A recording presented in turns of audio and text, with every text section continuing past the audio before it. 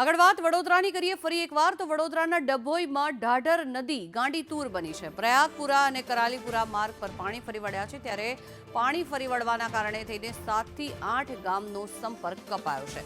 ભારે વરસાદના કારણે થઈને દેવ ડેમમાં પાણીની આવકમાં પણ વધારો થયો છે। હાલ આ દ્રશ્યો કે જ્યાં ઢાઢર નદી બે કાંઠે વહેતી થઈ છે અને તેના પાણી ગામમાં પણ ભરાયા છે। અનેક સ્થળો પર આ પાણી ભરાઈ જવાના કારણે થઈને 7 થી 8 ગામનો સંપર્ક પણ તૂટી ગયો છે।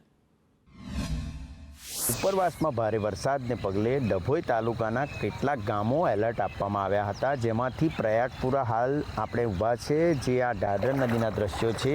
ઉપરવાસમાં ભારે વરસાદને પગલે દેવ ડેમમાં જે પાણીનો વધારો થયો હતો, જેને લઈ દેવ ડેમમાંથી પાણી છોડવામાં આવ્યું હતું ને અત્યારે હાલ 7 થી 8 જેટલા ગામોમાં આની સીધી અસર જોવા મળી રહી છે। આ ઢાઢર નદીના દ્રશ્યો છે। ઢાઢર નદી હાલ ઉફાન ઉપર છે ને ઢાઢર નદીમાંથી કેટલાય ગામોને અહીંયા અસર જોવા મળી રહી છે। દંગીવાડા, પ્રયાગપુરા, નારણપુરા, બંબોજ, અમરેશ્વર જેવા અનેક ગામોમાં અનેક પરિવારોને અહીંયા લોકોના જનજીવન પર સીધી અસર જોવા મળી રહી છે। ત્યારે વાત કરવામાં આવે તો અત્યારે હાલ આપણે પ્રયાગપુરા ઊભા છીએ અને આ કરાલીપુરા અને પ્રયાગપુરાને જોડતો માર્ગ છે, જે મુખ્ય માર્ગ પર ઢાઢર નદીના હાલ પાણી ફરી વળ્યા છે, જેને લઈને લોકોને અવર જવર કરવામાં મુશ્કેલી પડી રહી છે અને દર ચોમાસામાં આ રોડો પર પાણી ફરી વળે છે, તેનો કાયમી નિકાલ આવે તેવી પણ ગ્રામજનોની માંગ છે।